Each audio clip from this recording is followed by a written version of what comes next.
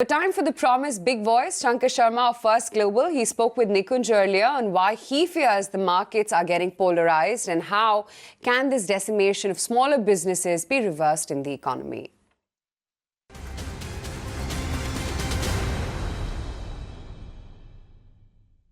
We have not seen large-scale decimation in the US leading to this polarization. It's simply a few companies have become very large, but it's not as if it's come at the expense of killing off 20,000 small businesses or 100,000 small businesses in India. That's in the US. Small businesses are thriving in the US. They are big hirers. The tight job market is the result of a very, very strong hiring season after season by the smaller companies or the SME equivalents in the US. That's not the case in India. So yes, there is polarization, but for different reasons. In India, basically businesses have been decimated. Large businesses, medium businesses, and small businesses. Hence the polarization. There, a few companies with certain edge. So, a Google has huge edge. They just declared the revenues of YouTube for the first time. That's $15 billion. I mean, first time they broke up the revenues. I mean, imagine business created just less than 15 years back is a $15 billion business. So those companies deserve the $1 trillion tag. But they have not killed everybody else to get there. You see what I'm saying? Yeah, fair point. So when do you think headlines in India will match with markets? Do you think economy will improve or markets will have to come down? See, I don't think markets and economy have anything to do with each other. And if you believe that, then I don't think you or I deserve to be in this profession. And I always say this, that being too logical in this business is detrimental to your health. So don't apply logic to markets. Markets are a different animal altogether. But talking about growth, the one big takeaway, at least insofar as I was concerned in the budget, was very simple. It's a straightforward message that don't bet on India becoming a 7, 8, 9% grower anytime soon. In fact, probably not for a long time to come. That was the unstated but pretty clear message in this budget. And as a corollary, the other message is get used to these kind of sub 5% growth numbers. Or if it increases, it might increase for factors other than the government's doing. So maybe some global tide comes which lifts this boat, but otherwise the government is not going to go after growth and in the process breach the fiscal discipline or whatever goes under that banner anymore, or risk a rating downgrade, and all the corollary things of going to 4.5%, 5%. No, I'm talking headline. In reality, it's actually more than that. But I'm just talking the optics of it, that the government has very clearly told you that, look, we are not going to, even in a perverse way, throw good money after bad. So forget stimulus, forget pump priming. We are not going to do that. Get used to 3-4%. In reality, it's probably closer to between 0 and 2% based on high frequency data. That is where you need to adjust your targets to. Okay, so let's work with an assumption that forget 7, even 6 is going to be difficult to achieve, barring some base effect which kicks in some sectors. So what happens to the markets then? Are we going to see same 15, 20, 25, maybe 30 stocks do well because those are the ones we will grow because they've survived and survival of the fittest? Exactly. So the pie won't grow. Within the pie, the rearrangement will grow. That's exactly what I was saying 5 minutes back, that I don't think the pizza is going to grow from a small or medium to a large one. The government has told you very clearly, hey, don't bet on that happening. So, but I brought in IBC. Through IBC, you can rearrange the pizza. When I started eating pizzas for the first time, it used to be tomato sauce and capsicum. Now we migrated to truffle sauce and we migrated to other delicacies as pizza toppings. So how do you see the pizza toppings changing then? So the toppings are your 7, 8 nifty stocks for sure. People are happy to pick that and call themselves fund managers. Frankly speaking, I don't see, if all you have to do in office is to pick 8 or 9 stocks, then I don't think it's a full-time profession anymore. It's become, in my view, frankly, from my perspective, I don't need to spend as much time as I had to spend 25 years back doing this, when there were literally 300, 400, 500 companies to pick from. Now it's down to a handful of 120, 130 companies. And you've got to be a dummy to really get that wrong. Do you see that changing? I mean, there will be good companies at the bottom which will, come in obviously, through the listing and otherwise. But large companies, because of the economic distress, are going to keep becoming larger at the expense of the second, third, fourth, fifth guys in the same industry.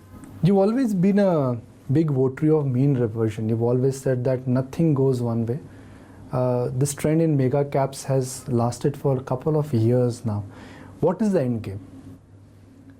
I don't see that changing in a hurry. Again, remember one thing, that we in India, and I've always said this, not just today, that we always think that there is something very special about this country and that it doesn't deserve to be treated on par with others. And I don't know why that is the case, because I don't see anything which is extraordinary about this country. Go to other countries, the people are more realistic. Last year in 2019, India was a terrible market. Nifty was up, I think, 8 or 9% or something like that. The Nifty 500, I think, was up only some 2-3%. But globally, we made out like bandits. We are up between 40 and 60%. And I'm talking not buying stocks. I'm talking buying a Brazil, buying a Russia, buying sovereign bonds, buying, gold. Hey, I mean, why are we just looking at India as the be-all and end-all of everything in investing? There is a world out there. You can make tons of money. And unless you become real, that these 10 stocks or 15 stocks are not the real barometer of the country. The real barometer is your Nifty 500. And that's not looking good. That's been hurting. That's been hurting for the last 2 or 3 years. I mean, 18 was a bad year, I think. 18 was a down year. It was a down year. 19 was barely, I think, break even. And 20 we will see. The only thing I see changing this year is that obviously the broad market had become so beaten down, which is why you're seeing a bit of catch-up rally in the last, let's say, month and a half, where the Nifty is down 1.5%, but the small caps are up about roughly 10%. So there is value in the broader market, but it's nowhere going to be a broad bull market the way we have been used to in the past. I think probably those days are probably gone forever. So to imagine that we will get, let's say, double-digit returns for next couple of years would be hard. You think buying broadline indices, I really doubt. Buying a sort of working hard and figuring out maybe 25, 30 stocks, 40 stocks, you can possibly get that. I mean, thereabouts. I mean, unless, of course, 2018 was a terrible year. We all know that, when sort of mid-cap, small-cap got crushed 25, 30%. If that happens, then you're not going to make that money. But I'm just saying, there is money to be made, but not a broad bull market kind of money. What's keeping you busy in market these days? What has been your tone of activity?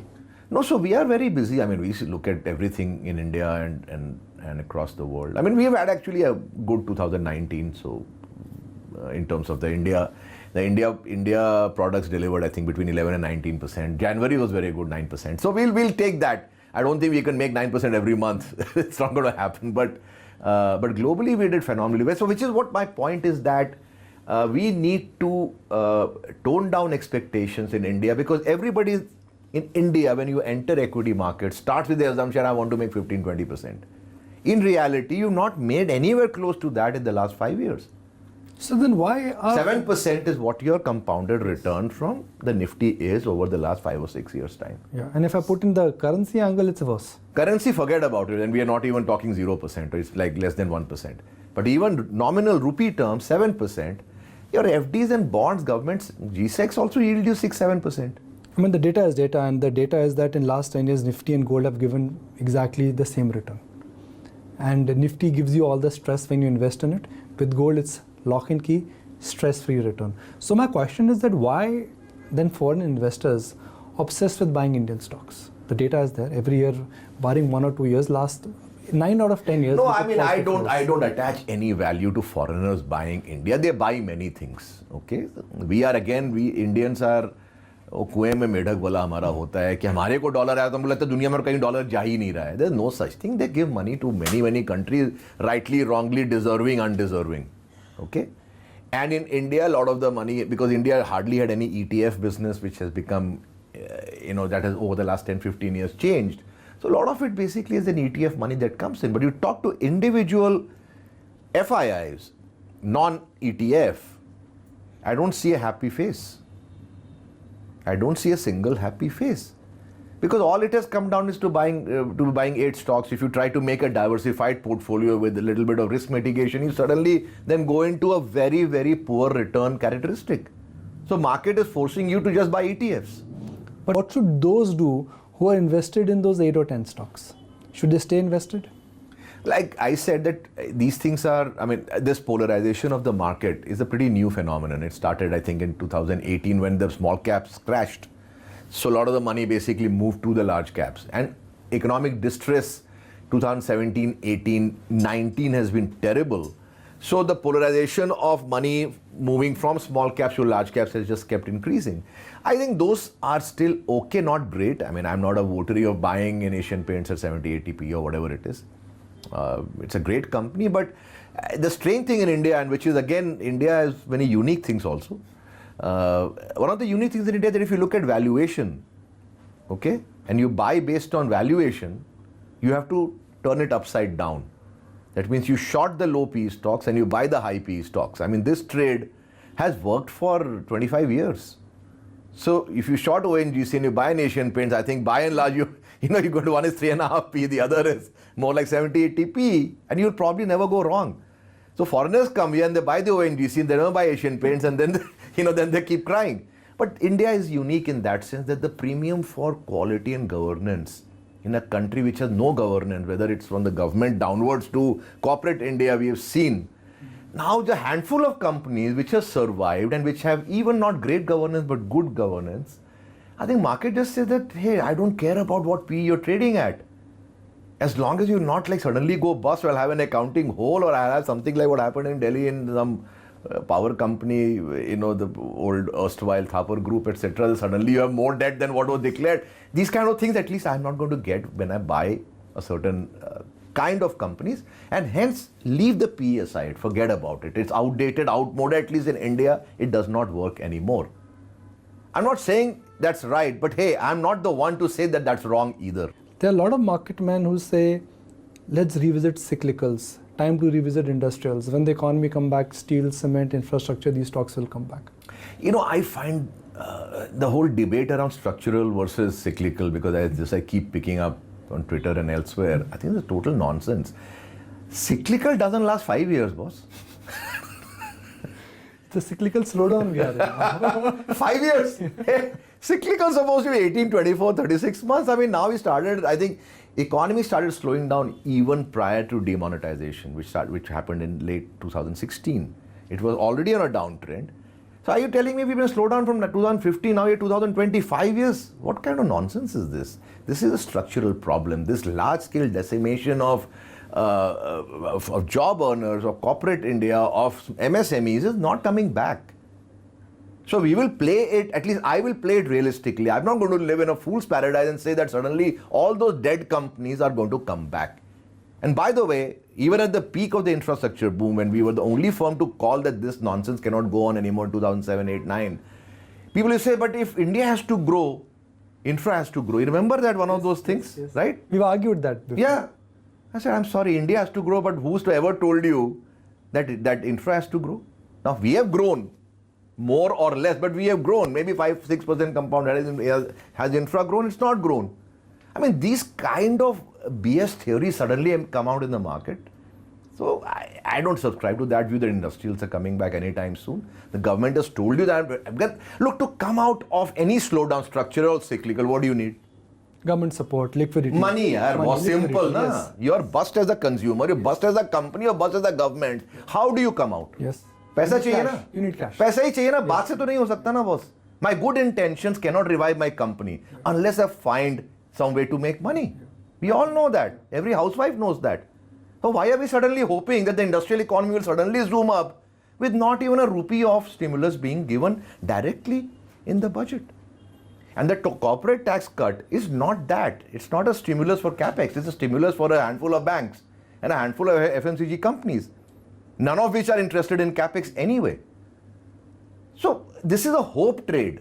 I don't understand. If you apply your mind to it, from where will industrial revival happen unless you inject large amounts of money?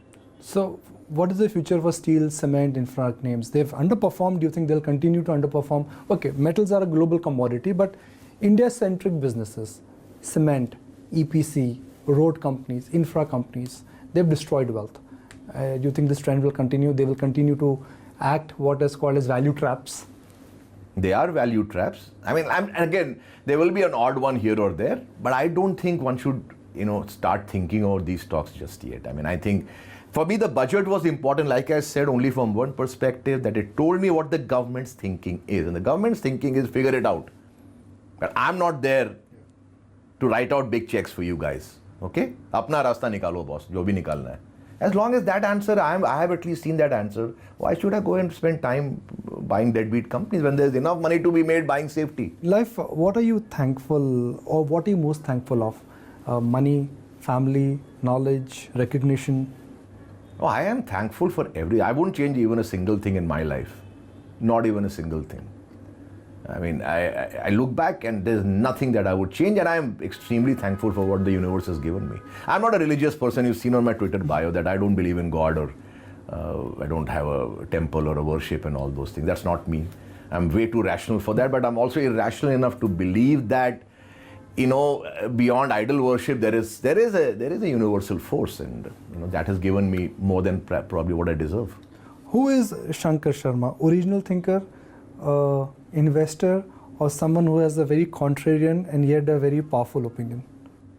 No, I've always been very questioning by nature. बचपन से ही अपना ये nature ही था. तो अपने को ये लगता था. For example, बिना के गीत माला आता था. हाँ, 1970s early में सुनते थे. My sister listened to it, and I asked her कि यार एक चीज बताओ, ये मेरे को free में क्यों सुनाता है? Right. इसका मैं कोई पैसा देता नहीं हूँ. So my mind was very questioning. ये फ्री में क्यों देता है? तो मैं सिस्टर बोली पता नहीं है. मैं बोला हो सकता है बैटरी वाले से इसका कोई डील होगा, क्योंकि एवरीडे की बैटरी लगाते हैं उसमें. राइट. धनबाद में लाइट होता नहीं था, पावर होता नहीं था. So mind was always very questioning, and at least commercially very questioning. I think that has helped me in life, because when you end up questioning, you may not have all the answers, but you must definitely have a lot of questions, for sure. Over the years, because of technology, information is quite universally available. Information was an edge, perhaps couple of years ago, let's say 2 decades ago. Now that information is not an edge, how do you see investor behavior changing? Are investors much more mature now, or they are more finicky because they have too much of information? While information is available, there's actually so much of information available that you still have to waste a lot of time figuring out which is the relevant information that you should access and read. It's like the prospectus. There is a huge amount of information in every corporate, every IPO prospectus. Does that mean you're better informed? Maybe it was just 2 pages with a key risk there and some bit of thing about the business. I think you were better off, right? Otherwise, you can always say, look, I disclosed it on page number 62, clause number thing, para number this. But who's ever going to reach there? So I think there's too much information, and it's also an interesting thing because I don't think anything has changed. You and I have the same mobile phone, but I am accessing some better sites or some better pieces of information that you might be, or vice versa. What do you think gets rewarded in the market most? Is it patience? Is it time? Is it contrarian approach, or value? I mean, for us, what has helped us is a lot of data, a lot of analytics, and being completely unemotional about this business. We will never storyfy an idea. So Tata Motors is a great trade, but I never storyfied it. Which is the next great trade? There will be many, but I don't end up storyfying it. I don't end up romanticizing it. It's a trade at a time, it's a done deal. HDFC Bank has been a great trade, but I don't end up romanticizing it or storyfying it. When you say there will be many, we're talking future tense. Let me bring you back to present. What is a great trade right now? Great trade is our PMS product. It's all there.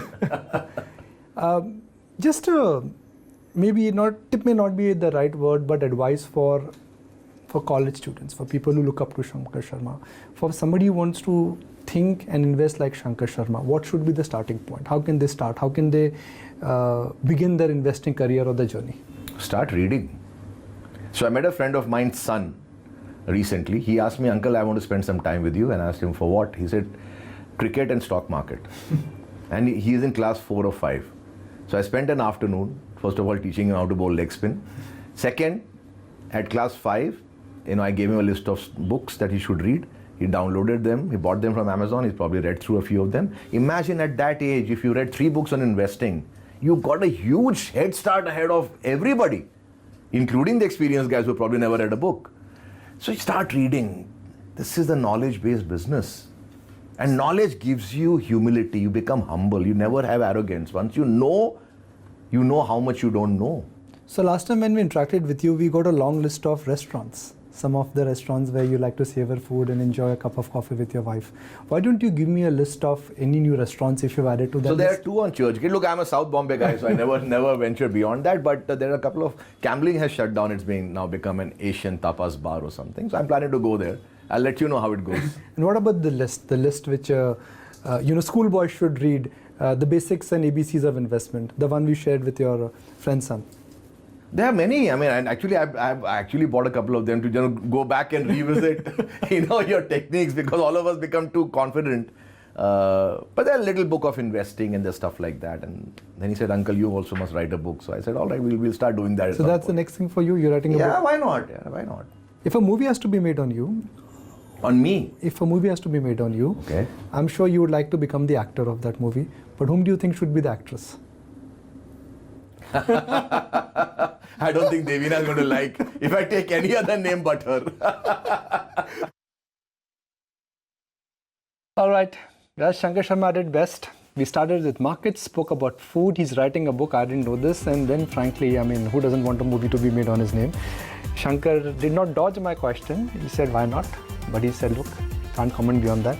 And he's choosing his wife as his co-actor. It was pause. It was a pause moment of the interview when I asked him, whom do you want your actress to be? Pause moment. Yeah. Though it seems like he had a name in mind.